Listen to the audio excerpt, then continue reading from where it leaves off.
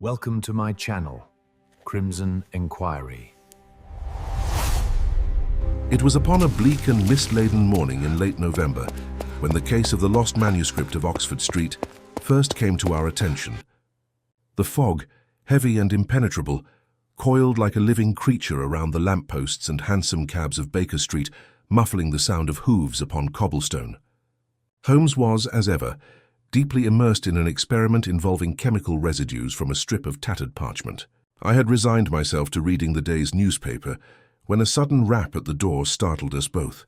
Mrs. Hudson ushered in a tall, scholarly gentleman whose anxious features betrayed both sleepless nights and considerable distress. His frock coat was dishevelled, and his gloved hands trembled as he clutched a leather-bound portfolio to his chest. "Mr. Sherlock Holmes?" he stammered. "My name is Professor Edmund Carstairs of King's College, London. I beg of you, my reputation and perhaps more is at stake." Holmes motioned the man to a chair with that blend of courtesy and clinical curiosity that was uniquely his. "You have been up all night, Professor," said Holmes without preamble, "and your right cuff is stained with printer's ink, a sign that you have been examining proofs or manuscripts, likely in haste." Carstairs blinked in astonishment. "Astounding, sir!" "Quite true, though I cannot conceive how—" "The evidence, my dear Professor, is written upon you," Holmes remarked with a faint smile, folding his long fingers together. "But pray let us come to the matter which has robbed you of sleep." The Professor opened the portfolio, revealing an empty space where a bundle of papers had once rested. This, Mr. Holmes, contained the only known surviving manuscript of the Chronicle of St. Agnes, a 14th-century monastic text recently discovered among the late Sir Reginald Derby's private collection. "It vanished 2 nights ago from my locked study at the university." Holmes raised an eyebrow. "Vanished from a locked room?" "Precisely so. The door was bolted, the windows barred, and no sign of forced entry. Yet the manuscript was gone when I returned from my lecture at 9:30. Murmured Holmes, his eyes narrowing. "The theft without entry, always the most interesting variety." Watson, noting the tremor in Carstairs' hands, interjected gently. "Was anyone aware of the manuscript's existence besides yourself?" "A few scholars, perhaps," replied Carstairs, "and Mr. Leonard Finch, the antiquarian dealer who valued it for insurance purposes. But I suspect foul play. Finch was seen loitering near my rooms the very day before the disappearance." Holmes leaned back, his gaze drifting toward the window where the fog pressed thickly against the panes. "An antiquarian, a vanished manuscript, and a locked room. Watson, I believe we have before us a trifecta of intrigue." He rose, reaching for his overcoat and deerstalker. "Professor, if you will permit us, Dr. Watson and I shall accompany you to King's College at once. I fancy the scene of the crime still has much to tell us, provided one knows how to listen." And thus began one of the most perplexing adventures of our long association, a case that would lead us from the cloisters of academia to the shadowed alleys of London, and ultimately to a revelation that shook even Holmes' iron composure. The fog had not lifted by the time our hansom cab clattered into the courtyard of King's College. The air hung thick with moisture, the gas lamps along the archways glowing faintly through the grey pall. Holmes, silent for most of the journey, sat forward with that peculiar intensity of mind which, to my long acquaintance, signalled the onset of a new and formidable intellectual pursuit. Professor Carstairs, opposite us, clutched his empty portfolio like a shield, his eyes darting nervously toward the gates, as though the thief might still be lurking within the college walls. "Your study is in the west wing, you said?" Holmes asked as we disembarked. "Yes, 2nd floor overlooking the quadrangle. The oldest part of the building, I'm afraid. Thick oak doors and narrow windows." "Excellent," said Holmes. "The kind of place where an ambitious burglar might fancy himself challenged." A porter in uniform bowed to us as Carstairs led the way through a dim corridor lined with portraits of long-dead scholars. The air smelled faintly of dust and lamp oil. The faint echo of our footsteps mingled with the creak of ancient boards. We halted before a heavy door of dark mahogany, its brass handle dulled by years of use. "This," said Carstairs, producing a key from his pocket, "is where it occurred. The lock was intact when I found the manuscript missing. No window opened, no glass broken." Holmes examined the key, turning it under the lamplight. "A standard Yale mechanism. Has it ever been duplicated?" "Not to my knowledge. Only I possess a copy." Holmes bent close to the keyhole, inhaled lightly, then withdrew a small lens from his pocket. Dust upon the rim is disturbed. Someone has inserted a key or similar instrument within the last 48 hours. But notice here an abrasion, minute yet definite, indicating a non-standard edge. Whoever opened this door did so with skill, but not with your key. Carstairs paled. So then it was forced? Subtly, Holmes replied, standing. A craftsman's job. Likely one familiar with delicate locks, perhaps a watchmaker or a jeweler. We must not leap to conclusions, but the trail grows interesting. He motioned for us to enter. The professor's study was modest but respectable. Shelves of Latin texts, a globe, several framed certificates, and a single high window through which the misty daylight crept reluctantly. A desk stood near the hearth, its surface scattered with quills, blotting paper, and a half-filled ink bottle. Holmes surveyed the room in silence, his sharp eyes absorbing every detail. He crossed first to the window, running his fingers along the sill. No tampering here, he murmured. The bars are sound. Observe, Watson. The paint along the hinge has not been disturbed in months. I noted this in my pocketbook while Holmes moved next to the fireplace, where a few ashes still smouldered faintly. He stooped, drew out a fragment of charred parchment with the tongs and examined it with care. Professor, he said slowly, you did not attempt to burn any documents recently. Carstairs frowned. Certainly not.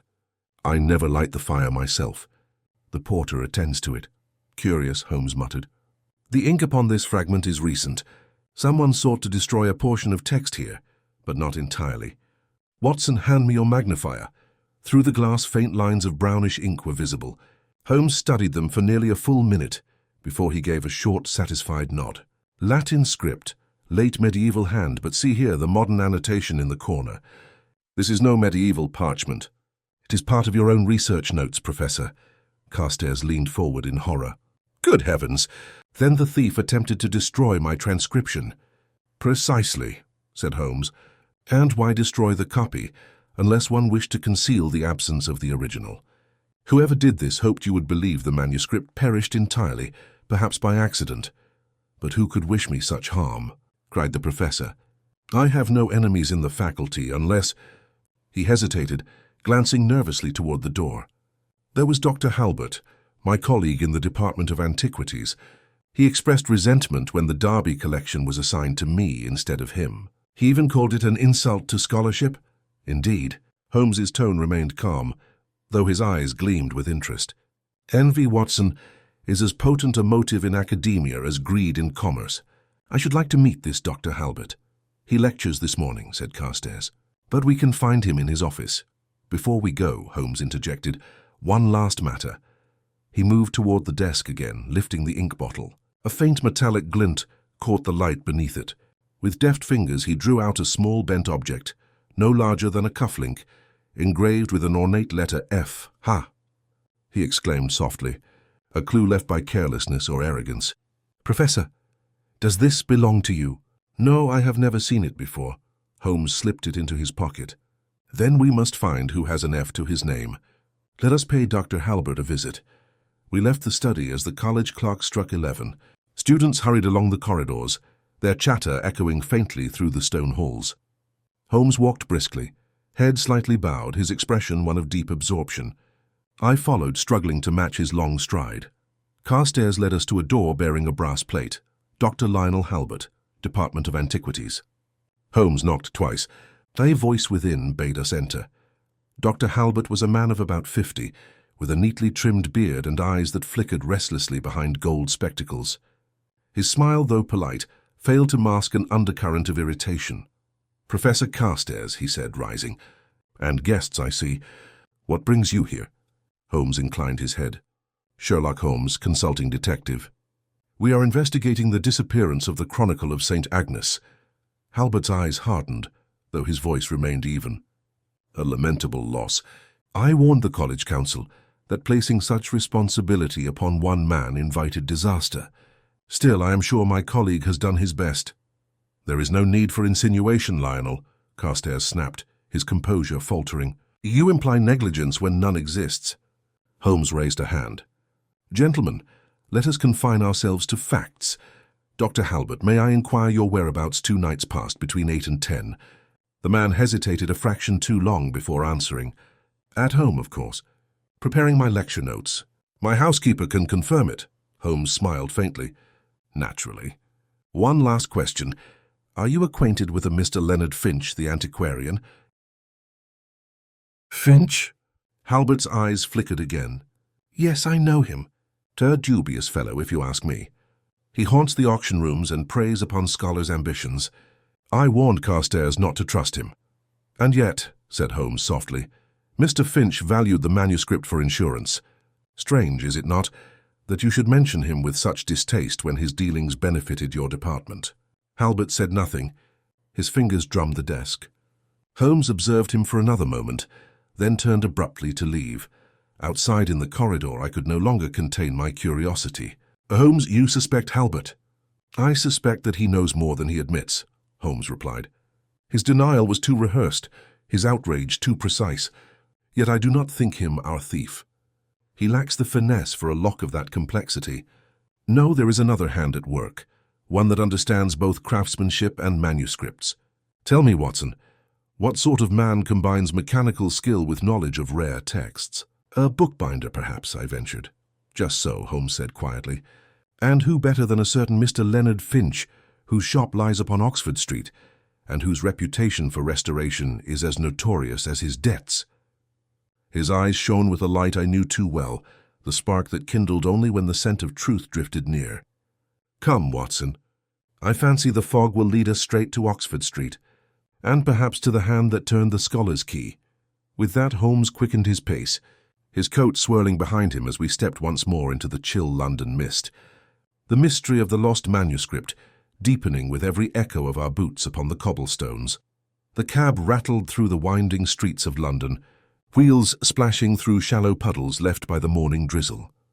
The fog had begun to thin, yet the air still bore that peculiar heaviness that seemed to suit Holmes's moods. He sat across from me in silence, his long fingers steepled beneath his chin, eyes half closed but alert. To the casual observer, he might have appeared drowsy. To me it was clear that his mind was whirring at full speed. Holmes, I ventured, do you truly believe Leonard Finch is capable of such a theft? From what you've described, he seems an ordinary antiquarian, perhaps unscrupulous but hardly daring.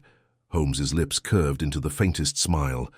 My dear Watson, the distinction between the ordinary and the extraordinary lies not in occupation but in opportunity.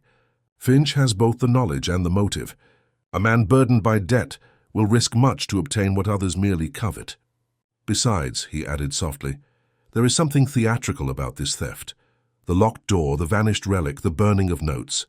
It speaks of vanity, not necessity. Finch, I suspect, is a man who enjoys the artistry of crime. I could not help but feel a shiver. The carriage jolted to a halt, and the driver called out that we had reached Oxford Street. The great thoroughfare stretched before us, teeming with midday bustle, merchants crying their wares, newspaper boys shouting the latest scandal, and the incessant rattle of carriages weaving through the crowd. Amid the noise and motion, one could easily disappear. Holmes led the way down a narrow side street, where the air grew still and the shops took on an air of faded respectability. A sign above one read Leonard Finch, antiquarian and restorer of rare manuscripts. The windows were dimly lit, displaying a few leather-bound volumes and a cracked globe. Holmes paused to glance at the door handle before entering. Polished recently, he murmured. Someone who values appearances or expects company. Inside, the shop smelled of parchment and varnish, a blend of age and care. Behind the counter stood a man of middle years, his hair thin but neatly combed, his waistcoat immaculate despite the ink stains on his fingers. He looked up as we entered, his expression a mixture of curiosity and caution. "Good afternoon, gentlemen," he said smoothly. "May I be of assistance?" Holmes removed his hat and regarded the man with keen scrutiny. "Mr. Leonard Finch, I presume. I am Sherlock Holmes, and this is my colleague, Dr. Watson. We are inquiring into the disappearance of a certain medieval manuscript from Professor Carstairs' study 2 nights past."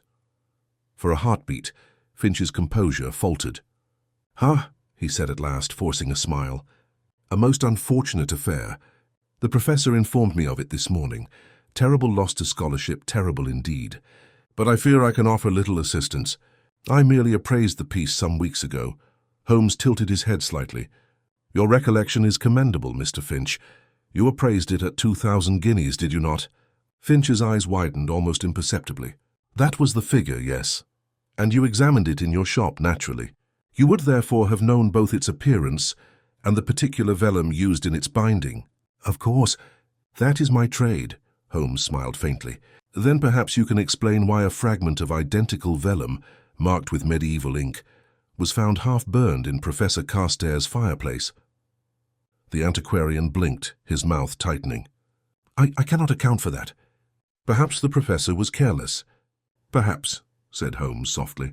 "Yet I find it odd that the fire contained traces of a unique resin, used only in modern restorations. Your restorations, Mr. Finch. I happen to recognize the scent." For a moment, silence hung heavy in the air. Finch's fingers twitched upon the counter, and his polished manner began to fray. "You have no right to accuse me, sir," he said sharply. "If you have evidence, present it to the police. I am an honest businessman." "Honesty," Holmes mused, "is a word too frequently invoked by the dishonest. No matter. I have no wish to detain you. Come, Watson." As we stepped outside, I turned to him, astonished. "You're letting him go. Surely his reaction proves his guilt." Holmes's smile deepened. "On the contrary, my dear fellow, it proves his fear. And fear is far more useful than guilt. He will act tonight. That much is certain. A man like Finch cannot sit idly when he believes suspicion closing in. We shall give him the rope and he will hang himself with it. But how, Holmes? What are you planning?" "Observation, Watson. Pure and simple. You will accompany me this evening to Oxford Street. Bring your revolver, but keep it concealed. I have reason to believe the manuscript, or its remnants, will make a second appearance before dawn." That night, beneath a thin veil of mist, we returned to the narrow lane. The shops had shuttered, and the street was quiet save for the occasional rumble of a passing cab. We concealed ourselves in the shadow of a doorway opposite Finch's establishment. Holmes, wrapped in his dark overcoat, appeared almost part of the fog itself. Hours passed. The chill crept into my bones, yet Holmes remained motionless, eyes fixed upon the faint light that glowed from the shop's rear window. At last the door opened silently, and Finch emerged, a small satchel in his hand. He glanced up and down the street before hurrying away toward the main road. Holmes stirred. "Now, Watson," quietly. We followed at a cautious distance. Finch's path led us through a labyrinth of alleys until he stopped before a narrow townhouse with a brass plate, reading Harcourt & Sons, Private Auctions.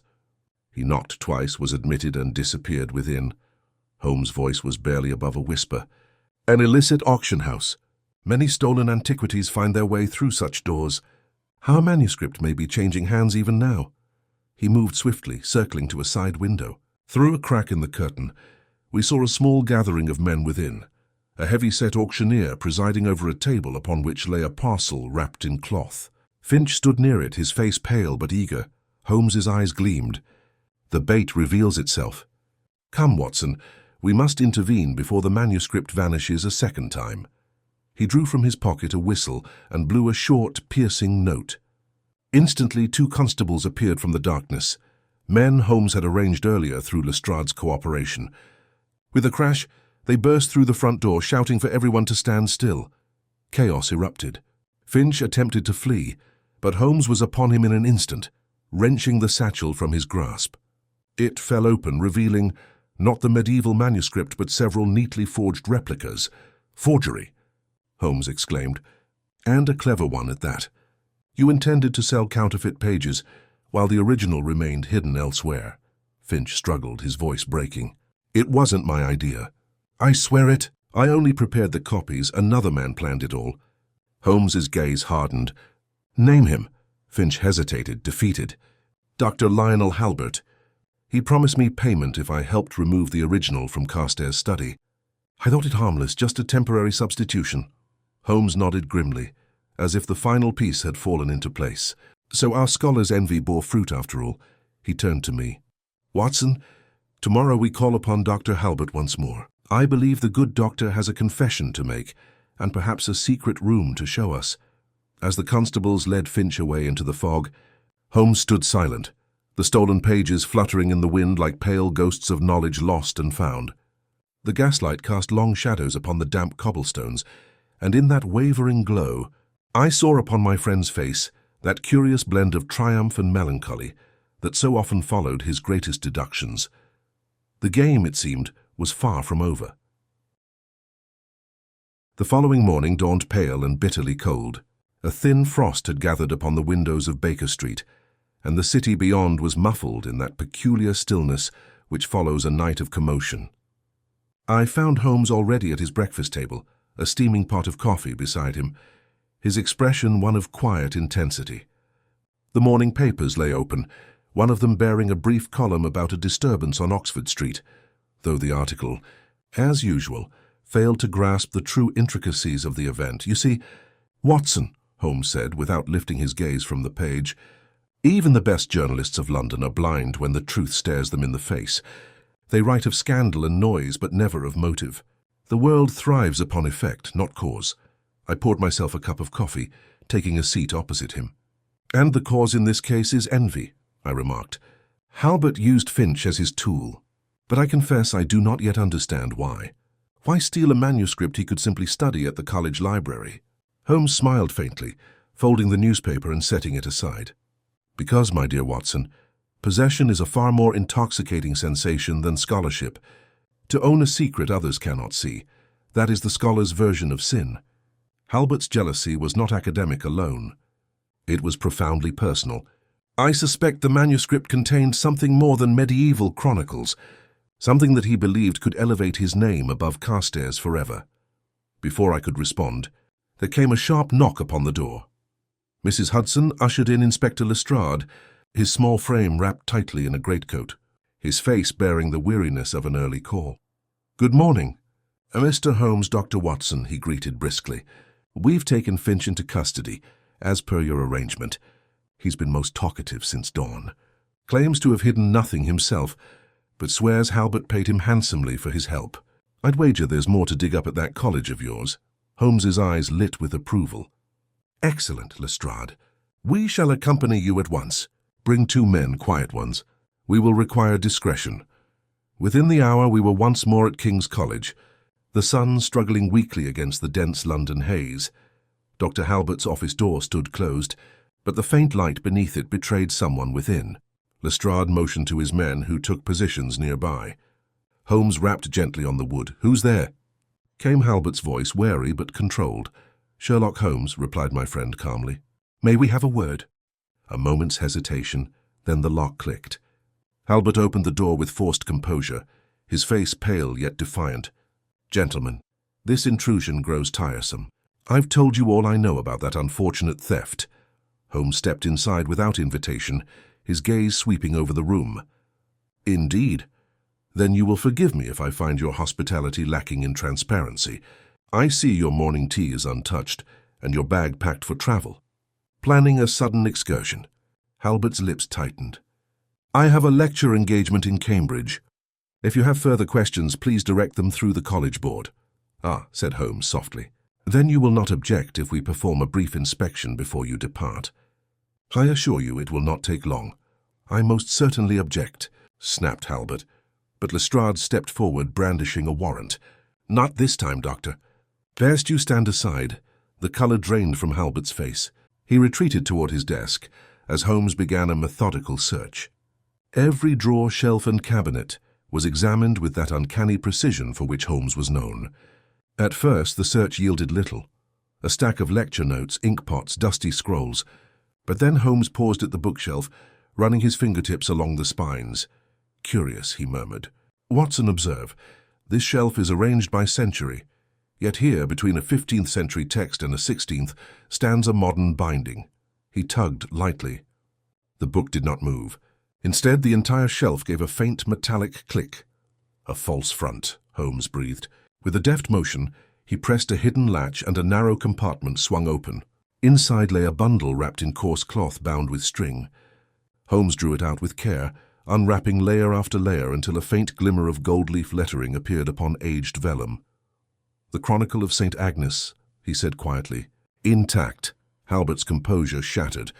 He lunged forward, but Lestrade's men seized him. "No, you don't understand. It's mine." The discovery was mine from the beginning, indeed, said Holmes, his tone razor-sharp. Then perhaps you will explain why you employed Mr. Finch to create forgeries and arranged an illicit auction. Your envy of Carstairs is plain enough, but the theft was executed with remarkable precision. Did you imagine none would trace the resin or the burnt parchment to your own department? Halbert struggled against the constables, his voice rising to a desperate pitch.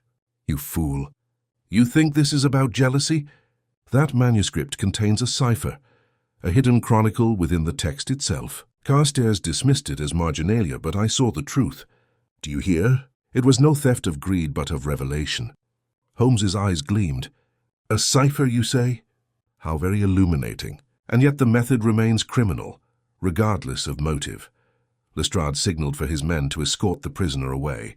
As the door closed behind them, Holmes stood motionless for several moments, studying the recovered manuscript. His expression was unreadable, though I could sense his mind turning over new possibilities. When at last he spoke, his voice was low and deliberate. Watson, fetch me the lamp. If what Halbert claims holds any merit, there may indeed be hidden writing within these pages. I did as instructed, and together we placed the manuscript upon the desk. Holmes turned the pages carefully, examining each under the warm glow of the lamp. For a long while nothing appeared but the steady shimmer of gold ink script and the faint scent of time-worn vellum. Then, as he tilted the page at a particular angle, faint brown markings began to emerge between the lines. There, he whispered. A palimpsest, the remnants of an earlier text. Halbert was not entirely delusional. See how the lines form a distinct pattern? Latin, but written in cipher. I leaned closer, my fascination overcoming fatigue. Can you read it? Not yet, Holmes replied, but it follows a curious rhythm, triads of letters repeating at intervals. A simple substitution, perhaps, or something more intricate. Whatever its meaning, it was worth risking a career and perhaps a life to obtain. He straightened, his gaze distant. I confess, Watson, this case grows more intriguing with each revelation. The theft was not merely an act of vanity, but part of a greater design. Someone must have known of this hidden text besides Halbert, someone who desired it enough to manipulate him. I frowned. But who?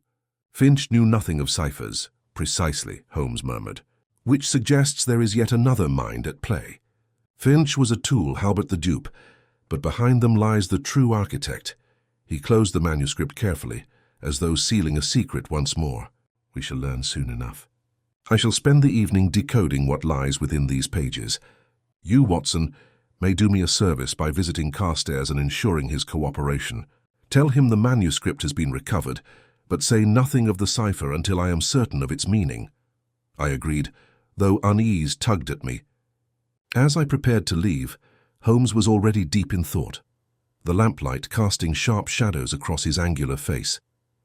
His eyes burned with that familiar light of pursuit, the restless fire that no ordinary mystery could extinguish. Outside, the college bells tolled noon, their echo reverberating through the misty air. I could not help but wonder whether the manuscript's recovery was truly the end of our troubles, or merely the beginning of something far deeper, hidden like ink beneath the parchment of history. When I called upon Professor Carstairs later that same afternoon, I found him pacing his study in a state of great agitation. The color had returned somewhat to his face since our first meeting, but the restless movement of his hands betrayed a mind still haunted by the events of the past 2 days. Upon seeing me, he stopped short, eyes wide with expectation. Dr. Watson, you bring news. Surely you do. Indeed, I said, setting my hat aside. The manuscript has been recovered, and the man responsible apprehended. You may rest easy on that account. His shoulders sagged in visible relief, and for a moment he seemed unable to speak. Then, with an effort, he composed himself. Thank heaven. And to think I suspected poor Finch. I misjudged him. I hesitated. I fear Finch is not as innocent as you imagine. He was complicit, though not the author of the scheme. The true instigator was your colleague, Dr. Halbert. The professor's expression hardened. Halbert! I suspected it, though I dared not voice the thought. His jealousy was apparent, but I never believed him capable of deceit of this magnitude. He sank into his chair, shaking his head slowly. The academic world can be cruel, Dr. Watson, but this borders on madness. There is more, I said quietly. The manuscript was found concealed within his study, but Holmes has reason to believe it contains a cipher, some hidden text written beneath the visible script. Carstairs looked up sharply. A cipher? In the Chronicle of St. Agnes? So it appears. Holmes is even now attempting to decipher it. He instructed me to inform you of the recovery, but not to reveal details until his analysis is complete.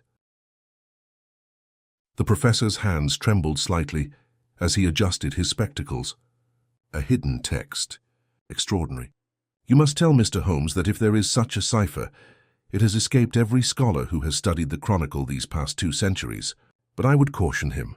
Some of these monastic works were deliberately obscured, often concealing matters the Church deemed heretical. The monks of St. Agnes were no ordinary scribes. They were rumored to guard secrets best left untouched. There was a weight in his words that unsettled me. I took my leave soon after, promising to relay his warning to Holmes.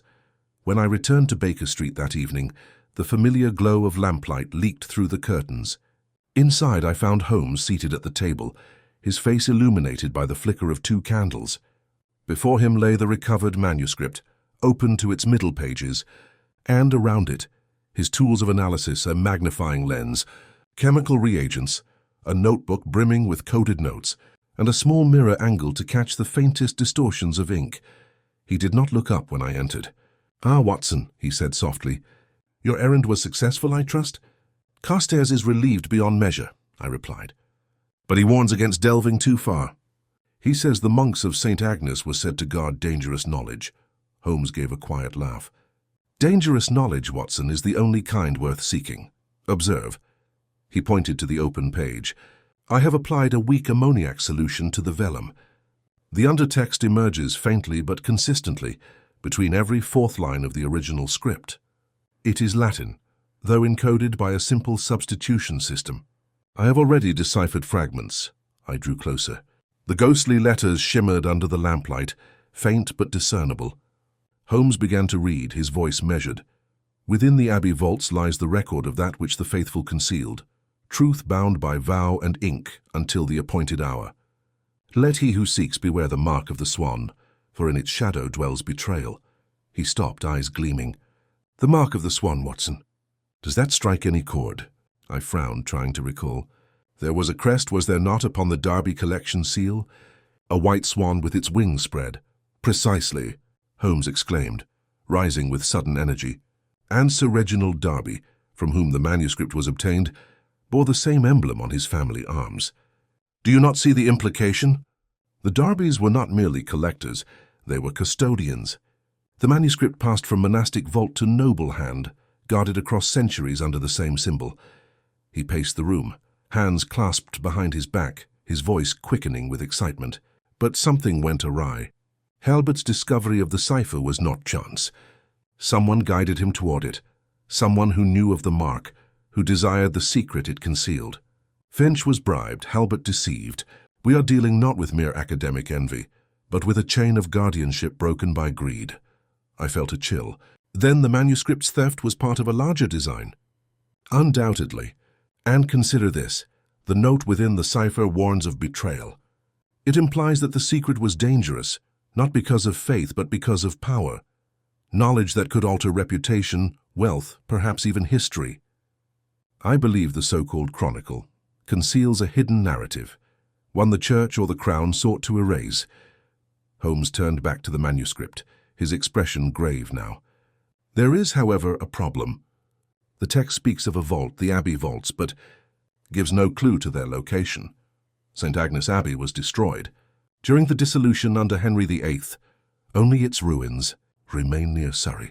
Then surely that is where we must go," I said. Holmes smiled faintly. "We must, but not tonight. The fog is thickening again, and our quarry, if quarry there still be, may be watching. Someone went to great lengths to orchestrate this theft. It is reasonable to assume they will not rest, now that the manuscript is once again in my possession." As if in answer to his words, there came a soft rustle outside the window. Holmes froze. The next moment he extinguished one of the lamps, plunging half the room into shadow. We both listened intently. A faint creak followed, the unmistakable sound of a boot upon the outer step. Holmes moved silently to the window and with a swift motion threw it open. The street beyond was empty save for the drifting fog. Yet as he leaned out, something caught the light. A small scrap of white paper pinned to the window frame by a thin silver pin. Holmes removed it carefully and brought it to the table. The note bore only 4 words, written in a delicate but confident hand. "Leave the Swan be." For a long moment, neither of us spoke. Then Holmes smiled, a cold, deliberate smile. "So," he murmured, "our hidden hand chooses to reveal itself. The game, Watson, is widening. Whoever sent this knows precisely what we have uncovered. They are watching." He folded the note and slipped it into his pocket. "It is just as I suspected. We are no longer dealing with a mere theft of parchment, but with a conspiracy woven through time itself. And now," he added, turning back toward the window where the fog swirled thick and silent, "it appears the Swan has spread its wings once more." Outside, the gaslights flickered faintly, and I could not help but feel that the quiet streets of London hid eyes unseen, eyes fixed upon Baker Street, waiting for Holmes's next move. The manuscript lay closed upon the table, yet even in its silence, it seemed to pulse with the weight of secrets buried far deeper than ink and paper. The fog that night seemed denser than usual, rolling like pale smoke through Baker Street and pressing its damp fingers against the window panes. Holmes remained seated long after midnight, his sharp profile illuminated by the dying glow of the fire. The recovered manuscript lay beside him, its vellum pages now sealed within a protective case. I had tried to persuade him to rest, but he only smiled faintly and muttered something about the advantage of fatigue in focusing the mind. I had begun to doze in my chair when a sudden tapping at the door startled me awake. Holmes raised a hand to silence me and crossed the room noiselessly. He opened the door a fraction. A messenger boy stood there, his cap askew and his eyes wide with confusion. "Mr. Holmes, sir? Letter for you, urgent." Holmes took the envelope, pressed a coin into the boy's palm and shut the door without a word. He held the envelope to the light, examining the seal. It bore the same mark as the earlier note, the faint outline of a swan impressed in silver wax. "Interesting," he murmured. Our mysterious correspondent grows bold. He slit it open with his penknife. Inside was a single sheet bearing a message in the same elegant hand. "If you would learn the truth of the swan, come to the ruins of St. Agnes before dawn, alone." Holmes' eyes gleamed with a strange mixture of amusement and calculation. "The invitation could hardly be more theatrical, Watson, yet I dare say it will prove enlightening." "You cannot go alone," I protested. "It's clearly a trap, undoubtedly, but the most revealing traps are those one willingly steps into. Still, your concern is noted, and not without merit. You shall accompany me, though unseen. Bring your revolver, and be ready to act only upon my signal." We departed at 3 in the morning, taking a hired carriage through the mist-laden streets until the gaslights of London gave way to the shadowy outline of the countryside. The ruins of St. Agnes lay near Guildford, an ancient abbey reduced to crumbling stone and overgrown ivy. By the time we arrived, a faint grey light had begun to seep into the eastern sky. The air was still and heavy, the silence broken only by the caw of a distant rook. Holmes instructed me to remain behind a tumbled archway, while he advanced alone toward the main cloister. I watched him move through the fog, his long coat brushing the dew-wet grass, his figure gradually blending with the ruins like a phantom returned to its haunt. For several minutes, nothing stirred. Then a voice, low, cold, unmistakably controlled, echoed faintly through the nave. "You are punctual, Mr. Holmes." Holmes's reply carried clearly in the still air. "And you, I presume, are the custodian of the Swan?" "Custodian is an imperfect term," came the reply. "We are the heirs of a duty your interference has endangered." I edged closer, careful to remain hidden. Through the broken arches I saw 2 figures, Holmes and a tall man cloaked in black, his face obscured by the hood of his coat. The stranger's hand rested upon a walking cane tipped with silver, which gleamed even in the dim light. "You speak as though the manuscript were a living thing," Holmes said quietly. "Yet you stole it, or caused it to be stolen. That is hardly the act of a guardian." "You mistake protection for theft," the man replied. "The Chronicle is no mere relic. It conceals a confession written by one who defied both church and crown, a revelation that, if exposed, would unmake reputations still revered today." My ancestors swore an oath to keep it buried. Holmes's voice hardened. And yet you would murder to maintain the silence. The man's shoulders tensed. Murder is a crude word, Mr. Holmes. I prefer prevention. Your meddling has already brought too many eyes upon what should remain unseen. I saw Holmes' posture shift slightly, the subtle readiness of a man anticipating danger. You threaten me, then? I warn you. Return the manuscript to its place. Destroy your notes and forget what you have read. Do this, and you may yet remain among the living. At that, Holmes laughed softly.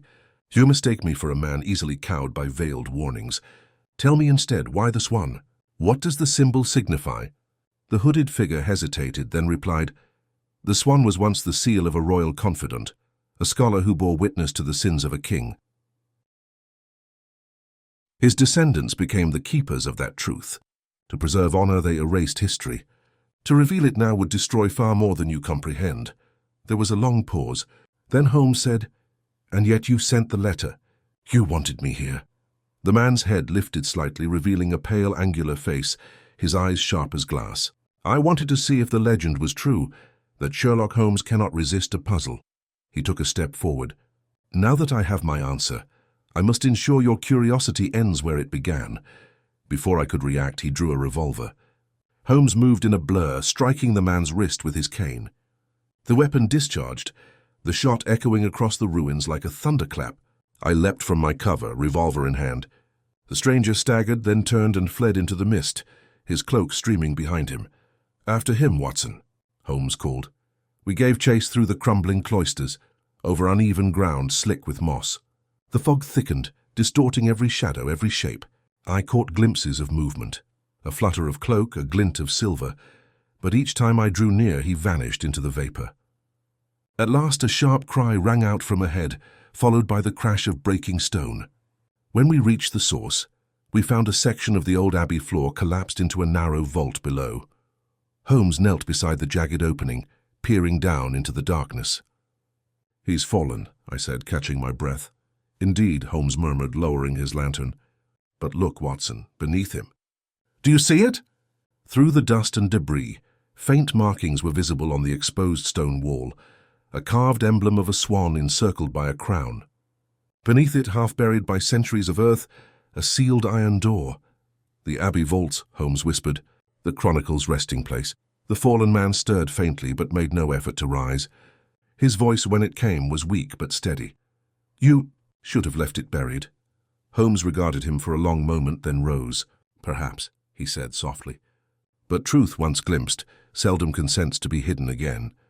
As the first rays of dawn broke over the ruins, I saw in Holmes's eyes that the mystery had only deepened. The cipher, the swan, the hidden vault, all were now threads in a web that stretched far beyond Oxford Street, and though the morning light touched the stones with a deceptive calm, I could not shake the sense that what we had uncovered was not an ending, but the shadowed threshold of a far greater revelation yet to come. The faint light of dawn crept through the broken arches of St. Agnes, glimmering over the stone floor where the hooded man lay half-conscious amid the dust and rubble. Holmes crouched beside the opening, his gaze sharp and unreadable, while I fetched the lantern and held it aloft. The cold air of the vault below rose to meet us, carrying with it the musty scent of earth long undisturbed. He's alive, I said after a brief examination. A fractured arm and perhaps a sprained ankle, but nothing mortal. Holmes nodded absently, his attention fixed upon the iron door partially revealed by the collapse. Its surface was corroded, yet the embossed emblem of the crowned swan remained visible, its details still fine despite centuries of neglect. Around the edges, faint traces of Latin inscription could be discerned beneath layers of grime. This, Watson, he murmured, is where our trail was always leading. The vault mentioned in the cipher, the true resting place of what the monks sought to hide. I looked at him with concern. Surely you don't mean to enter now. The structure is unstable. Another step in the wrong direction could bury us alive. Holmes's lips curved faintly. Then we shall tread carefully. The opportunity to confront a centuries-old secret is not one that comes twice in a lifetime. He retrieved a length of rope from the carriage, secured it to a fallen pillar, and descended into the vault with his usual agility. I followed, though less gracefully, landing beside him amid the gloom. The lantern's light danced over damp stone, revealing a narrow passage leading deeper beneath the abbey ruins. The air was chill and thick with the scent of decay. Water dripped somewhere in the distance, each drop echoing like a measured heartbeat. We advanced cautiously, our footsteps stirring fine clouds of dust that shimmered in the lantern glow.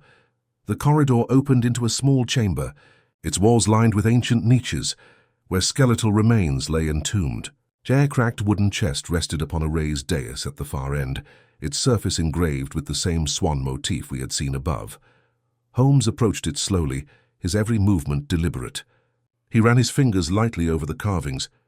17th century workmanship, perhaps earlier, he muttered. Remarkably well preserved for its age. He examined the lock. An intricate mechanism of iron and brass, though rusted by time. Producing a set of fine instruments from his coat, he began to manipulate the tumblers. Within moments, a soft click echoed through the chamber. The lid creaked open. Inside lay a bundle of parchment, bound by a strip of faded red ribbon. Holmes lifted it carefully, his expression solemn. "The hidden confession," he said softly. The outer sheet bore the title Testamentum Regis, the testament of the king. Beneath it, the text was written in a neat, slanting Latin hand. Holmes turned the first page and began to read aloud, translating as he went. "I, Reginald of Derby, servant and witness to His Majesty Henry of England, do record herein the deeds and counsels which I was sworn never to reveal." Holmes stopped abruptly. His eyes flicked to mine. "Watson, this is no mere ecclesiastical record. It is the testimony of a royal confessor, one who stood at the side of the king himself during the dissolution of the monasteries." The next line seemed to chill the very air around us. The Abbey of St. Agnes was destroyed not for heresy, but to conceal a greater sin, the murder of a queen falsely accused, her death sworn upon forged confessions. The truth was entrusted to me, and by my hand recorded in secret that posterity might one day know her innocence. Holmes lowered the parchment, his voice hushed but taut with energy. "Watson, do you realize what this implies? Her queen executed unjustly, her guilt fabricated by royal decree. The Chronicle of St. Agnes was built upon this foundation. The monks preserved the truth under the guise of religious record, while the Derby line guarded it thereafter." Before I could reply, a faint sound reached us from the passage, a scrape of stone against stone, then the muffled tread of footsteps. Holmes extinguished the lantern instantly, plunging us into near-total darkness. "Keep silent," he whispered. The steps drew nearer, cautious yet deliberate. A dim glow appeared at the far end of the corridor, followed by the wavering outline of a lantern. Two figures emerged, their faces half hidden beneath hoods. I recognized one instantly, the man who had fled, his arm now bound in a makeshift sling. The other, taller and leaner, carried himself with an air of command. Holmes's breath was a whisper at my ear. The eldest one, no doubt, the true guardian. The newcomers halted before the dais. The leader knelt, brushing dust from the chest's edge. "He's opened it," he said in a low voice. "Then it is as I feared." Holmes struck a match and lit the lantern again. "Quite so," he said evenly. "And I fear your vault's secrecy is now as compromised as your warnings." The two men turned sharply, momentarily blinded by the sudden light. The taller one recovered first. "Mr. Holmes," he said, his voice cultured, resonant, "you stand upon sacred ground. What lies here is not meant for public eyes. To reveal it would condemn not one man, but the memory of England's crown." Holmes regarded him steadily. "History is seldom served by silence. If this document is genuine, it exposes not scandal, but injustice. To conceal it further would be to perpetuate that wrong." The man's expression darkened. "You do not understand. There are families, institutions, even governments, that owe their stability to this buried truth. To disturb it would unmake legacies, ruin reputations centuries in the making. Would you unravel an empire for the sake of a dead queen?" Holmes smiled faintly. "If that empire was built upon falsehood, perhaps it deserves to tremble." A tense silence followed. The injured man shifted uneasily, his gaze darting toward me. I raised my revolver a fraction and he froze. At length the elder man exhaled. "Then you leave me no choice." "You may take your knowledge, Mr. Holmes, but the record stays. No hand shall remove it from this place." Holmes's eyes glittered. "On the contrary, the record will be preserved where corruption cannot reach it, under the custody of truth, not tradition. Before the man could respond, the ground shuddered beneath our feet. A deep rumble echoed through the vault as fragments of mortar rained from the ceiling. The long-weakened structure, disturbed by our presence, had begun to collapse. "This way," Holmes cried. He seized the manuscript, grasped my arm and pulled me toward the passage. Behind us, the two guardians shouted, a brief, indistinct cry swallowed by the roar of falling stone. We emerged into the pale dawn as the ruins groaned and settled into silence once more. Dust and ash filled the air, veiling the vault forever beneath tons of debris. Holmes stood motionless, chest heaving, the precious bundle clutched tightly to his side. His eyes were fixed upon the smoke rising from the ruins. "So ends the Swan's long vigil," he murmured. "Buried once more, though this time by fate, not design." He turned toward me, his face drawn yet resolute. "Come, Watson. London awaits, and with it the decision of what must be done with a truth too perilous for parchment, yet too important for oblivion." As we made our way back through the thinning mist, I could not help but glance back once more at the fallen abbey. Somewhere beneath its shattered stones, the crowned swan slept again, but whether as guardian of history or its ghost, I could not yet say.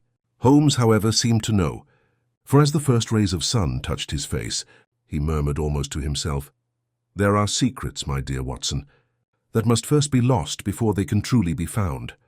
The journey back to London was made in silence, save for the steady clatter of the carriage wheels over the damp road. Holmes sat opposite me, the recovered manuscript wrapped securely within his coat, his gaze fixed upon the grey horizon. The faint morning light cast long shadows across his face, lending him the air of a man burdened by discovery rather than triumph. I refrained from interrupting his thoughts, for I had long since learned that when Holmes's mind worked in such stillness, it was best to let it run its course undisturbed. At length he spoke, his tone low and deliberate. "Watson, you recall the inscription upon the iron door, the crowned swan?" "Clearly," I replied. "You said it symbolized the guardianship of the Derby line." "Indeed. But consider the deeper implication. The swan was not merely emblematic, it was a cipher in itself. The swan crowned signifies not only lineage, but sanctified deceit, a lie rendered noble by time. The document we now possess may not only expose one forgotten crime, but unravel an entire edifice of historical illusion. You intend to reveal it?" I asked. He glanced up, his eyes alight with a mixture of curiosity and unease. "That, my dear Watson, is the question which plagues me. Truth, though sacred, can sometimes act as a weapon. To wield it carelessly may bring ruin upon both the innocent and the guilty." We reached Baker Street shortly before noon. Mrs. Hudson met us at the door, her expression betraying equal measures of concern and relief. "Oh, you've been out all night again, Mr. Holmes," she scolded mildly. I feared something dreadful had happened. Holmes offered her a thin smile. "Something dreadful has happened, Mrs. Hudson, but not to us, fortunately." Once inside, he laid the manuscript upon the table, then fetched his violin, striking a few thoughtful notes as he paced. The melody that followed was low, brooding, almost mournful, an echo of the ruins we had left behind. When he finally ceased playing, he turned to me with renewed clarity. "Watson, before we determine the fate of this document, we must confirm its authenticity beyond any doubt. Forgery, however skilled, cannot escape the scrutiny of logic. Prepare your pen. I intend to send a series of inquiries this afternoon." "To whom?" I asked. "First, to the archives at the British Museum, for comparison of the handwriting with known samples from the Derby estate. Second, to the College of Heralds, to verify whether any record of the crowned swan predates the Tudor era. And lastly, to the Home Office, for reasons I shall reserve for the present." His tone suggested the matter was not open to question, and so I obeyed without comment. The next hours were spent composing the letters, sealing them with Holmes' customary precision, and dispatching them by express messenger. As I did so, I noticed that Holmes never once allowed the manuscript out of his sight. That evening, as the fog began to curl once more around the gas lamps outside, a knock sounded at the door. Inspector Lestrade entered, his sharp eyes darting immediately toward the wrapped bundle on Holmes's table. "I thought as much," he said grimly. "The local constables at Guildford found the remains of 2 men beneath the Abbey ruins this morning. One of them matches the description of your fugitive scholar, Dr. Halbert. The other, an older gentleman, identity unknown." Holmes nodded, unsurprised. The elder guardian of the Swan, no doubt. The vault reclaimed its own. Lestrade frowned. I'm not sure I follow. Mr. Holmes, but I've orders to inquire whether any document or artifact of importance was recovered at the scene. His gaze lingered meaningfully upon the manuscript. Holmes' tone grew cold. The ruins yielded nothing but death and dust, Inspector. The rest, I fear, belongs to the past. Lestrade hesitated, sensing the finality in Holmes's voice. After a few perfunctory questions, he departed, leaving behind an air of unease that lingered long after the door closed. When we were alone again, Holmes drew the curtain and lit a fresh lamp. You see, Watson, the danger is no longer confined to scholars and secret societies. The Crown's agents have now taken interest. Whatever truth this manuscript conceals, it threatens more than the reputations of the dead. It threatens the stability of the living. I watched as he unwrapped the document once more and laid it open upon the table. The ink had faded further during the night, and yet the words seemed to burn with a terrible clarity. The Queen was not guilty, Holmes translated softly. Her confession was written by another's hand, her seal forged by command of the King himself. He paused, eyes narrowing. Watson, do you see the tragedy? This document not only exposes a royal falsehood, it vindicates a woman condemned by history. He began pacing again, his long fingers steepled before him. If I were to publish this, it would ignite a scandal beyond measure. The name of Henry's queen, Anne Boleyn, if my deductions are correct, would be restored, and yet the monarchy itself would stand accused of centuries of deceit. And if you suppress it? I ventured. Then justice sleeps once more beneath the ruins of St. Agnes, he said quietly. But perhaps that is where it belongs. There are some truths, Watson, that cannot live in daylight without destroying those who dwell within its reach. The next morning brought answers from 2 of the 3 letters. The handwriting, as confirmed by the museum's archivist, was indeed that of Reginald Derby, dated precisely to the period of Henry's reign. The College of Heralds reported that the crown swan symbol had been struck from all records after 1540, its use forbidden under royal decree. Holmes read both replies without comment, then folded them neatly and set them aflame in the hearth. Confirmation enough, he murmured. The 3rd letter will tell us whether the Crown itself wishes to reclaim its ghosts. The reply from the Home Office arrived 2 days later, delivered by a man who refused to give his name. He left behind a sealed envelope, bearing only the royal crest. Holmes broke the seal and read the contents in silence. When he finished, he placed the letter upon the mantelpiece and stared into the fire. What does it say? I asked at last. Holmes' voice was calm, almost detached. It says, in effect, that certain documents of antiquarian interest must not be disclosed to the public. It further advises that my continued possession of such material may be construed as an act of sedition. I stared at him. Surely they wouldn't, he cut me off with a thin smile. Oh, they would, Watson. History guards its skeletons with sharper teeth than any criminal I have pursued. For a long moment, neither of us spoke. Then Holmes rose, crossed to the fire, and held the manuscript above the flames. The parchment crackled softly as the edges began to curl. Holmes, I exclaimed. You cannot— He looked at me, his expression unreadable. You mistake me, Watson. I do not burn truth, I preserve it. There are places even the law must not reach. He waited until only a few pages had charred, then extinguished the fire with a swift motion, preserving what remained.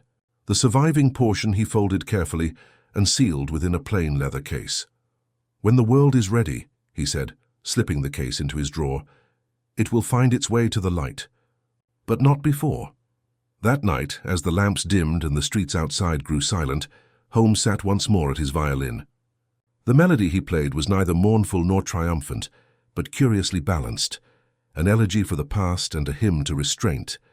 When he finished, he turned to me and said quietly, We solved the mystery of the lost manuscript, Watson, but perhaps it is the one mystery that was never meant to be shared. Some deductions, my friend, must remain unsaid for the good of all. And with that, he placed the violin aside, lit his pipe and stared into the fire where the ashes of history still smouldered faintly, glowing like the embers of truth, eternal, untouchable, and forever unfinished. Several days had passed since Holmes consigned the manuscript to his drawer, and yet the shadow of that decision lingered heavily in our sitting room at Baker Street.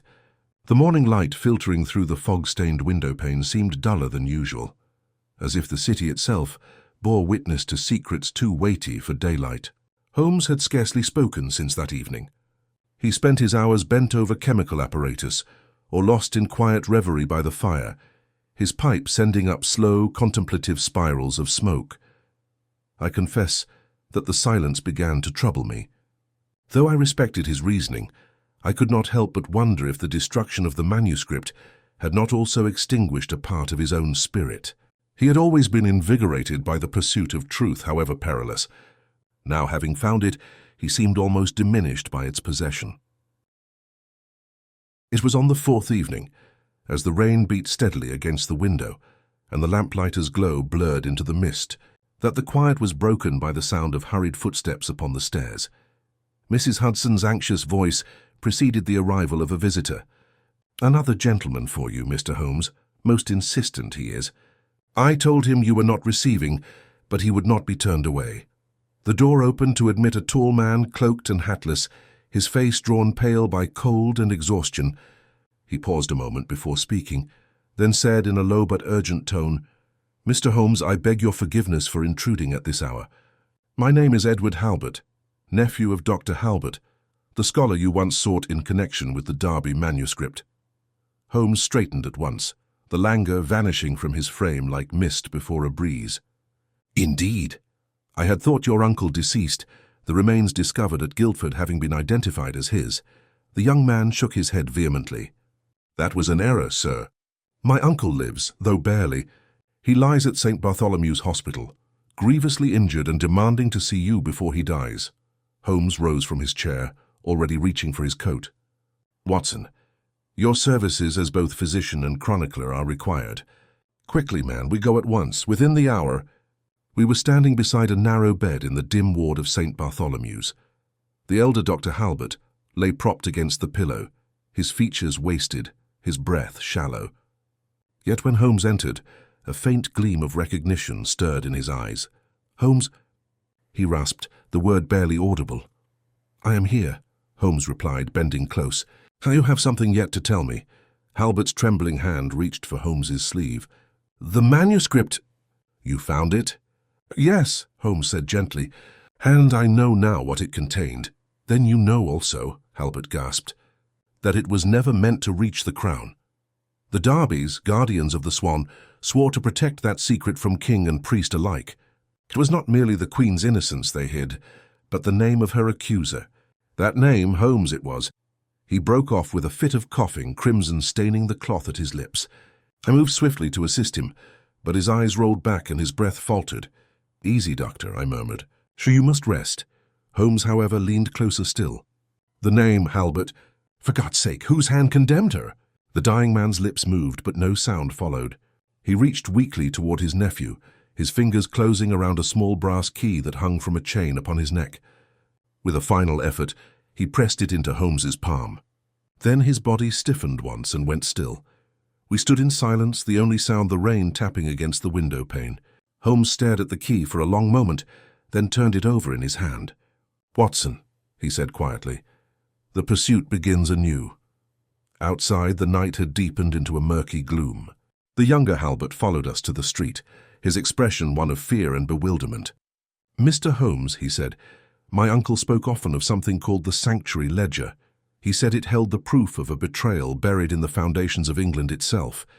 Could that be what he meant to show you?" Holmes regarded him intently. The term sanctuary was often used by those who hid their heresies within the church's own walls. "If this ledger exists, it may indeed contain the name your uncle sought to utter." He hailed a cab and motioned for us both to enter. "To Oxford Street," he instructed the driver. "The ledger will not rest in a hospital or a scholar's study. No, its keeper is still among the living." As the cab rattled through the slick streets, Holmes fell silent once more, his eyes distant. "Watson," he said at last, "do you recall the caretaker of the ruins, the one who vanished before we arrived?" "I do." "You believed him complicit in the concealment?" "More than complicit," Holmes said grimly. "He was the last surviving custodian of the Derby Trust, and if I am not mistaken, this key," he held it up to catch the faint glow of the gaslight, "belongs to a chest hidden within the very house he once inhabited." to a modest lodging on Oxford Street, whose lease was paid from an account long closed to the world. We arrived shortly before midnight. The house stood dark and silent, its shutters drawn, its air heavy with neglect. Holmes produced a small lantern and led the way inside, the key clutched between his fingers. Dust rose around us in slow spirals as he crossed to an old escritoire in the corner. The key fitted perfectly into its lock. Inside lay a single volume, bound in cracked leather and clasped with tarnished silver, the Sanctuary Ledger. Holmes opened it with care, revealing pages dense with entries, symbols, and names written in a ciphered hand. But one line, penned in clear English, caught both our eyes. The charge of treason against Her Grace was sworn by order of Thomas Cromwell, yet sealed in the name of Henry. Holmes exhaled slowly. There it is, Watson, the final deceit. The Queen's condemnation was engineered not by her sovereign, but by his minister. The truth would have destroyed the Crown's authority had it ever been known. As he spoke, a creak sounded from the stair above. Instinctively, Holmes doused the lantern. In the faint streetlight filtering through the curtains, I glimpsed a shadow descending, slow, deliberate. Holmes moved swiftly, drawing his revolver and stepping between me and the doorway. "Who's there?" he demanded. A voice answered, calm and cold. "You should not have opened that chest, Mr. Holmes. Some secrets were never meant for resurrection."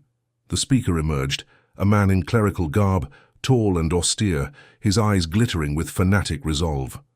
In his hand he held a small pistol. "The guardians of the Swan do not forgive trespass."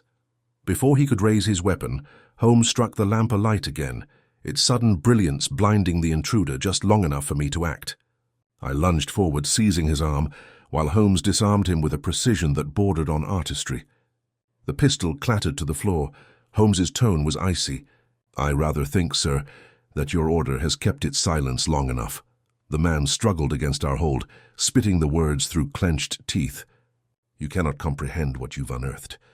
The monarchy, the church, even the nation itself, they were built upon that silence. Break it and the edifice crumbles." Holmes stared at him steadily. "Then perhaps it deserves to crumble." But the man only laughed, a bitter, echoing sound, and fell limp as the constable's whistle sounded outside. Later, as dawn crept over the city, Holmes stood by the open window of Baker Street, the ledger resting on the desk beside him. The clouds had thinned, revealing a pale, uncertain light, Watson, he said softly. "It seems fate refuses to let this story end, and though I could not yet know it, he was right.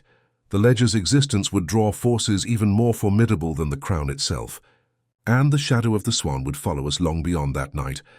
For the remainder of that morning, Holmes spoke little, though the stillness in Baker Street was laden with meaning.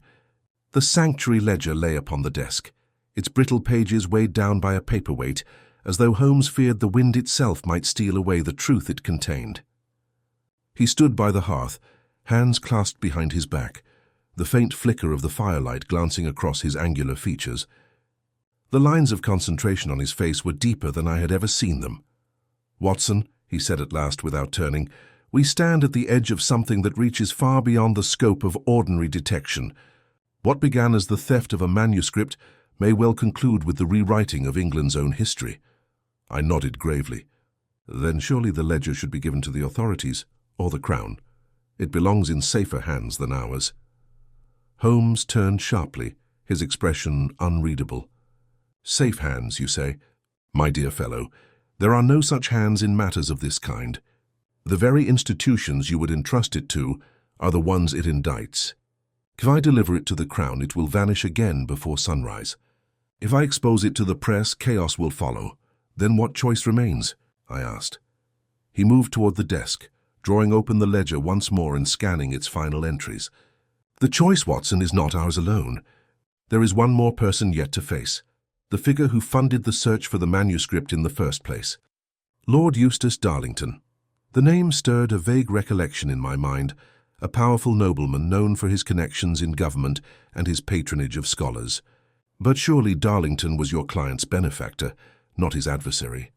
Holmes's eyes glinted with that peculiar light I had learned to associate with revelation. "Precisely why we must see him. His interest in the manuscript was not academic. I believe he is the inheritor of the very trust Halbert spoke of, the modern guardian of the Swan. The theft, the deaths, the misdirection, all of it points back to him. An hour later, we were seated in a carriage bound for Grosvenor Square. Holmes sat opposite me, his fingers drumming softly against the ledger. "Observe, Watson," he murmured, "how history has a way of surviving in bloodlines. The Darbys of the 16th century became the Darlingtons of the 19th. A subtle change of name, yet the same hereditary duty. And like all inherited secrets, it festers. When we arrived, Lord Darlington's butler led us through a grand but joyless hall to a study lined with portraits, men and women in severe Tudor garb, their painted eyes following us with ghostly vigilance. The Lord himself awaited us beside the fire, an imposing figure whose silver hair lent him an air of dignity that did not quite conceal his wariness. "Mr. Holmes, Dr. Watson," he greeted, his voice smooth as lacquer. "I was told you had concluded the unfortunate business concerning the late Dr. Halbert. To what do I owe this unexpected visit?" Holmes placed the ledger upon the table with a quiet finality. "To the truth, my lord," he said. "You sought this manuscript under the pretense of historical curiosity, but your motives were far more personal. This ledger, your family's legacy, records the origins of a secret that your ancestors swore to keep. Yet people have died to preserve it, and I mean to know why." Darlington's expression did not change, though his hand tightened on the arm of his chair. "You presume much, sir," I deduce, Holmes corrected softly. "The pattern of payments to the Guildford caretaker, the stipend to Dr. Halbert, and the discreet surveillance placed upon my own movements, each traceable to your accounts. You have spent years ensuring the Derby secret remained buried, yet when it resurfaced, you panicked. You intended to recover the manuscript, not to destroy it, but to control its narrative. For the first time, a flicker of emotion crossed Darlington's face, a mix of fatigue and sorrow. "You are clever, Mr. Holmes, but you know nothing of the burden this house has borne. For centuries, our family has kept the monarchy intact by shielding it from the stain of its own treachery. You would unravel that for the sake of what? Moral satisfaction?" Holmes regarded him coolly. "Truth, my lord, is neither moral nor immoral. It merely exists. Whether men choose to hide from it is another matter." The nobleman rose then, pacing before the hearth like a man wrestling with ghosts. "You cannot imagine what chaos your revelation would unleash. You would see this nation torn apart to satisfy your curiosity. That ledger is more dangerous than any weapon." Holmes's voice dropped to a low, deliberate tone. "Yet it has already claimed lives. The blood of Dr. Halbert, the caretaker, and even your own men stains its pages now. You call it a weapon, but it is the silence surrounding it that kills." Darlington turned sharply, his eyes blazing. "Then you leave me no choice." He reached into the drawer of his desk with surprising swiftness, but Holmes was faster still. In an instant he had crossed the room, seizing the lord's wrist and wrenching the small pistol from his grasp. "You will forgive my interference," Holmes said coldly, "but I have had quite enough of men mistaking secrecy for virtue." The butler, drawn by the commotion, appeared in the doorway. Holmes handed him the weapon and said quietly, "See that your master does not attempt any further rashness. Scotland Yard will want to hear his account of the Guildford matter." We departed as dawn began to silver the rooftops, the city still shrouded in mist, but touched now by the promise of light. In the cab, Holmes sat silent for a long time, the ledger resting in his lap. I could see the strain etched upon his face, the weight of decisions not yet made. At last I ventured to ask, "What will you do with it, Holmes?" He exhaled, gazing out the window where the first faint gleam of morning broke through the fog. "I will do what must be done, Watson. The truth deserves preservation, but not exposure. I shall ensure the ledger is hidden once more, but where no man can pervert its contents, and no government can erase them." He turned then, and for the briefest moment, I thought I saw weariness in his eyes, a human fragility seldom visible beneath the armor of intellect. "There are times," he murmured, "when the detective must act not as the servant of law, but as its conscience." That evening, when I returned to Baker Street after a brief rest, Holmes was gone. The ledger, too, had vanished. Only a single note remained upon his desk, written in his precise hand. "The past is safest where memory cannot reach. Should you ever question whether truth should be buried, recall that sometimes even light casts too long a shadow." 6 weeks passed before I saw him again. He appeared at my surgery one mild afternoon, his face thinner but his manner unchanged. When I asked where he had been, he only smiled faintly.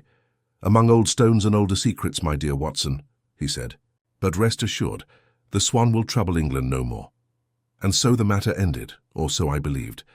Yet even now, when the wind sighs along Oxford Street on fog-heavy nights, I cannot help but think of the lost manuscript, and of the man who, for all his brilliance, bore the lonely weight of knowing when the truth must remain untold. It was several months later, in the late spring of 1890, when I again found myself seated opposite Holmes at Baker Street. The month since the affair of the lost manuscript had been peculiarly quiet. London's newspapers had briefly murmured of Lord Darlington's mysterious withdrawal from public life and the sudden sale of his estates, but no connection had ever been made to the events we had witnessed. The ledger and all that surrounded it had slipped, like a stone cast into deep waters, beneath the surface of history. Yet though the case had been closed, I could not rid myself of a certain unease. Holmes had returned to his usual habits: chemical experiments, monographs on tobacco ash, the occasional case of interest, but I could tell that the matter still weighed upon him. There was a look in his eyes at times, particularly when the wind carried the sound of distant church bells, that spoke of something left unresolved. That morning he had been silent for hours, lounging in his armchair, pipe smoke curling about his head like a mist. I was reading the Times when he suddenly rose and crossed to the window, gazing out into the brightening street below. "Watson," he said, "have you ever noticed how the ghosts of a case linger long after its facts are laid to rest?" I lowered the paper. "If you refer to the manuscript, I should say its ghost has haunted you far more than it has me." He smiled faintly. "You are perceptive, as always. I had hoped that by interring the ledger, I had also buried the shadows it cast. But ghosts, my dear Watson, are stubborn things, especially when they whisper from the living." Before I could inquire further, Mrs. Hudson entered, announcing that a visitor awaited below, a woman, middle-aged and modestly dressed, who refused to give her name but insisted that her business concerned a matter of utmost urgency. Holmes's interest was immediately piqued. "Show her up," he said. Moments later the woman entered, a face lined with worry, hands trembling as she clutched a sealed envelope. Her attire was plain, yet her bearing possessed a certain dignity. Holmes motioned for her to sit. "You have come, madam, I gather, about something recently discovered rather than lost," he began. Her eyes widened. "How could you possibly—" "Your gloves are clean save for the faint residue of earth beneath the nails," he explained calmly. "Your shoes, however, are dusted with white mortar, common to the foundations of older London buildings. You have been in a cellar or crypt, perhaps unexpectedly." The woman swallowed hard, glancing down at her hands. "You are quite right, Mr. Holmes. My name is Mrs. Judith Mallory. My husband tends the lower archives of the British Museum. 3 days ago, during renovation of one of the sub-cellars, he unearthed a sealed chest. Inside was a manuscript bound in calfskin, water-damaged but legible. The markings upon it, an emblem of a swan and the initials D.D., seemed strangely familiar to me. I begged him to leave it untouched, but he sent it to his superiors for cataloguing. Since then he has not returned home." Holmes's pipe went cold in his hand. "D.D.," he murmured. "Darby's mark." A chill ran through me. "You don't suppose—" "Precisely what I do suppose," Holmes cut in. "The ledger was not the only record, Watson. The manuscript itself, the very original, has resurfaced." Mrs. Mallory drew from her envelope a fragment of parchment, evidently torn from the cover. Holmes examined it beneath the lamplight, his expression growing grave. "This was never meant to see daylight again," he said softly. "And if your husband has vanished, madam, it means those who once guarded its secret still watch closely." She clasped her hands. "Then you will help me?" "Without hesitation," Holmes replied. "But you must not return home. Go instead to your sister's in Kensington. Tell no one where you are. Watson will see you safely there." I did as he instructed, though I noted the intensity in his eyes as we parted. When I returned an hour later, Holmes was preparing to leave. "You mean to go to the museum?" I said. "Indeed. The ghost has stirred, and I intend to see its face before it disappears again." We arrived at the British Museum under the guise of ordinary visitors, Holmes moving with the easy assurance of one accustomed to entering forbidden places. He led me through a maze of corridors, and down a stairway into the lower archives. There, amid scaffolding and stacks of ancient ledgers, we found signs of recent disturbance: a lantern overturned, the faint trace of blood upon the stone floor. Mallory was here, Holmes said, crouching to examine the stains. He resisted whoever came for him. He picked up a torn scrap of paper, a label, smudged but legible, Sanctuary Ledger, cross-referenced material, DD archives. The curators must have connected the find to the sealed ledger you removed, I whispered. Someone within the institution must have informed Darlington's allies. Holmes's eyes darkened. Not allies, Watson. Successors. Darlington's death left a void, one that zealotry is eager to fill. We followed the trail into a narrow service passage that led toward the western vaults. There, amid crates and broken stone, lay the missing chest, pried open, its contents gone. But something else caught Holmes's eye, a single feather, white as snow, resting upon the lid. The swan, he said quietly. Their mark endures. A sudden sound from behind made us both turn. A door creaking open, footsteps echoing softly across the stone. Two figures emerged from the shadows, both cloaked, their faces half hidden. Holmes motioned for silence. Mr. Holmes, one of them said, his tone calm but edged with authority, you meddle again in affairs that do not concern you. The ledger you buried was only a piece. What lies in this manuscript is far greater, and it will remain where it belongs. Holmes stepped forward, unflinching. Where it belongs, sir, is not in the hands of zealots, nor beneath the rot of secrecy. Your predecessors claimed to protect England's honor. You protect only your own power. The taller man drew a revolver. Then I shall protect it once more. But before the threat could materialize, Holmes's hand moved faster than my eye could follow. With a deft motion, he struck the weapon aside, and in the ensuing scuffle, one of the assailants fell, striking his head against the stone. The other fled into the corridor, his footsteps receding. Holmes bent over the fallen man, his expression unreadable. He's alive, he said. Good. Scotland Yard may yet glean something useful from his silence. He stood, brushing dust from his coat. Watson, the manuscript has changed hands again, but this time I know where it will lead. Where? To the river, he replied simply. All things that must disappear in London find their way there. By nightfall we stood at the embankment, the city's lights shimmering upon the Thames. Holmes surveyed the water with that distant, almost melancholy air that came upon him at the close of a long pursuit.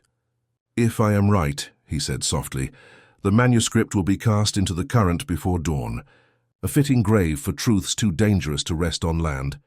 And as the moon rose, pale and unblinking, I saw in his profile a quiet resolve, as though he already knew what must come next, and that whatever the outcome, it would cost him more than he would ever admit.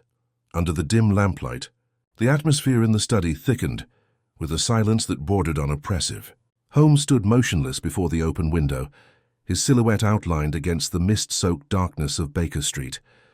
The faint hum of the city seemed distant, irrelevant, as if London itself were holding its breath. I observed him closely. My pen paused midway over my notes, realizing that his stillness signified thought at its deepest and most dangerous level. Watson, he murmured at last, not turning. Do you recall the ink smudge upon the letter we found in Wycliffe's office? Of course, I replied. It appeared to be a carelessly dropped blot, at least so I thought. Holmes's lips curved slightly, though not in amusement. Careless, yes, but not his carelessness. The hand that dropped that ink was nervous, deliberate in its pretense of accident. The fibers in the paper absorbed it differently, which tells us it was added later, and by someone attempting to conceal something beneath it. I straightened. Then the letter we believed to be genuine was altered, Watson. And quite cleverly. The smudge was no mistake. It was a mask. I lifted it with benzene this morning while you were tending to your patient. Beneath it lay a single word, Sable. The name struck me as unfamiliar. Does it refer to a person? Possibly. Or a code name. Either way, it connects to the warehouse at Millbank. You remember the crate we saw marked with the same term? I nodded slowly. The image came back to me with sudden clarity. The darkened warehouse, the creaking floorboards, and that stenciled word standing stark against the timber. Holmes turned from the window, his eyes sharp with purpose. We must return there tonight, Watson. Before dawn. The game has advanced a step ahead of us, and I fear delay will prove costly. Despite the late hour, I fetched my revolver without protest. Experience had taught me that Holmes's instincts rarely misled him, and his tone tonight left no room for doubt. The fog had thickened by the time our cab reached Millbank. The lamps burned weakly, their light swallowed almost entirely by the damp night air. Holmes alighted first, scanning the empty street with a gaze that missed nothing. "Do you perceive it, Watson?" he whispered. "Perceive what?" "The absence of sound. No river barges, no night watchmen, not even the gulls. It's as though someone wanted quiet." We advanced cautiously, boots muffled by the wet cobblestones. The warehouse loomed before us, silent and menacing, its great iron doors slightly ajar. Holmes gestured for me to hold. From his pocket, he withdrew a small mirror and angled it toward the opening, catching the faint reflection of lamplight within. "There's someone inside," he said. "Stay close." We slipped through the gap soundlessly. Inside, the air was heavy with the scent of oil and wood dust. A single lantern burned on a distant crate, its glow revealing the outline of a man bent over a ledger. He was tall, with a narrow frame and hands that trembled as he wrote. Holmes motioned for silence, but before he could advance further, a soft click echoed, the unmistakable sound of a revolver being cocked. "Don't move," came a voice from the shadows. We froze. A second figure emerged from behind a stack of barrels, his weapon leveled directly at Holmes. The lantern's light caught his face, and I recognized him at once. Inspector Braddock. "Holmes," he said coldly, "you're trespassing on Crown property." Holmes's expression did not change. "Am I indeed? Strange, then, that the Crown would conceal its activities under a false shipping manifest." Braddock's jaw tightened. "You're out of your depth. Leave now and I'll forget this intrusion." "Impossible," Holmes replied evenly. "The crate labeled Sable was delivered here 2 days ago under a falsified registry. I traced the payment directly to you." The inspector's hand faltered ever so slightly. Holmes seized the moment. In a single motion, he struck the lantern with his cane, plunging the room into near darkness. Chaos erupted. A shot rang out, splintering wood inches from my head. I ducked behind a crate, heart pounding. As Holmes moved with astonishing speed through the shadows, when the light returned, a match flaring in Holmes's hand, Braddock lay disarmed and half-conscious on the floor. The other man, the clerk, had vanished entirely. Holmes crouched beside the fallen inspector, his voice cool and precise. "Where did he go, Braddock?" "The man who called himself Wycliffe's aide? Where is he taking the ledger?" Braddock spat weakly. "You'll never find him. It's bigger than you think. You're meddling with something that doesn't end in London." Holmes's eyes narrowed. "Then it begins here. And that is enough for tonight." We left Braddock bound and silent, and as we stepped once more into the fog, I sensed the full weight of the night pressing upon us. Holmes's face was grave, his mind clearly occupied by the implications of what we had uncovered. "Watson," he said finally, his voice low, "this is no longer a matter of one man's corruption. We are dealing with a network, a design so intricate that even the government itself may be caught in its threads. The name Sable will appear again, and when it does, we must be ready." The cab wheels splashed through the puddles as we made our way back to Baker Street. The lamps outside flickered faintly, as if mirroring the uncertainty that had begun to shadow even Holmes's formidable confidence. And though he said nothing more that night, I could tell from the intensity in his eyes that the true heart of the mystery, and its most dangerous revelation, still lay ahead. The dawn crept faintly over London when we returned to Baker Street, its light pale and uncertain through the haze. Holmes had not slept. He moved restlessly about the sitting room, pacing from the window to the fireplace and back again, his mind clearly engaged in battle with unseen connections. I had long since ceased to question his silences. Experience had taught me that such moments preceded revelations. At last, he stopped before the mantel and spoke. "Watson, I have been assembling the fragments of this affair, and they now form an image, dark but complete." I looked up from my notes. "You believe you understand it all?" "Not merely believe in," he replied. "I am certain. The matter of the missing ledger, the smudged letter, the word Sable, and the death of Wycliffe, they are all facets of the same design." He motioned for me to sit, then began to pace once more, speaking with growing precision. "Consider first the word itself, Sable. It appeared in the falsified letter on the shipping crate and again in Braddock's coded payments. A single word, yet in each context it served a different function: concealment, transport, and authorization. In short, it was a cipher, the signature of a clandestine trading circle operating beneath the facade of official commerce. A smuggling ring? I suggested. More than that, Holmes replied. A covert network trafficking not in goods but in information. Sensitive documents stolen from the very offices of government, sold abroad to the highest bidder. Wycliffe, as clerk of trade records, stumbled upon their dealings. His death, staged as suicide, was meant to silence him before he could reveal the truth. I felt a chill despite the growing light. And Braddock? A loyal participant until greed clouded his caution. He sought to keep a portion of the profits for himself, forging a trail that led back to the others. The man we saw in the warehouse, Wycliffe's supposed aide, was in fact the courier, the final link between the domestic circle and their foreign clients. His disappearance last night suggests the network has now severed its London ties, at least temporarily. Holmes paused, drawing from his pocket a small folded paper. When I searched Braddock's coat, I found this. The last entry of the ledger, a list of shipments, dates, and initials. But look here. He pointed to a faint mark beside one of the names. A flourish in the ink deliberately faint. It corresponds with the signature of Sir Reginald Hanbury, the Under-Secretary of Trade. I exclaimed, the very same. It was he who approved the false manifests. The conspirators hid behind his office's authority, ensuring that any inquiry would appear legitimate. But Hanbury's ambition outgrew his discretion. When Wycliffe learned of the deception, he appealed to the Treasury.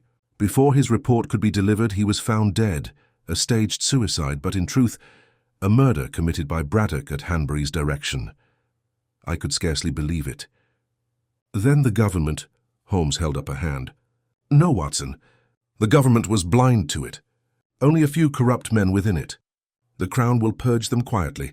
Justice, though unseen, will not be denied. He crossed to the desk, sealing the paper within an envelope marked for Inspector Lestrade. I have left out certain details, he said quietly. There are moments when revelation serves no purpose but ruin. Let the public believe it a case of trade irregularities. The truth would shake more than the guilty. There was a long silence. The fire crackled softly, and for the first time since the affair began, I saw the faint shadow of weariness in Holmes's eyes. You risked much tonight, I said. He smiled faintly. Risk, my dear Watson, is the toll of curiosity. But I confess this case bears a weight I do not often feel. We have seen not merely crime but corruption of trust, the most perilous of all betrayals. He turned again toward the window. Outside, the sun had risen fully, burning through the fog until the rooftops of London gleamed in pale gold. The city stirred to life, unaware of the quiet war fought in its name. I stood beside him, watching as he drew thoughtfully on his pipe. Do you suppose it is over, Holmes? He exhaled slowly, the smoke curling upward in thin, restless rings. Over for now, perhaps, but such darkness never sleeps for long. It retreats, regathers, and waits for another hand to open the door. He glanced at me then, his eyes bright with that strange fire which always followed the storm of a case concluded. Come, Watson. You have your notes, I presume. Every word. Then record it as you will, but leave out the name Sable. Some secrets, my friend, are best left between us and the morning fog. And with that, he turned back to his violin, drawing from its strings a low, lingering note, one that seemed to hang in the air long after the melody had ceased, a final echo of mystery fading into the awakening day.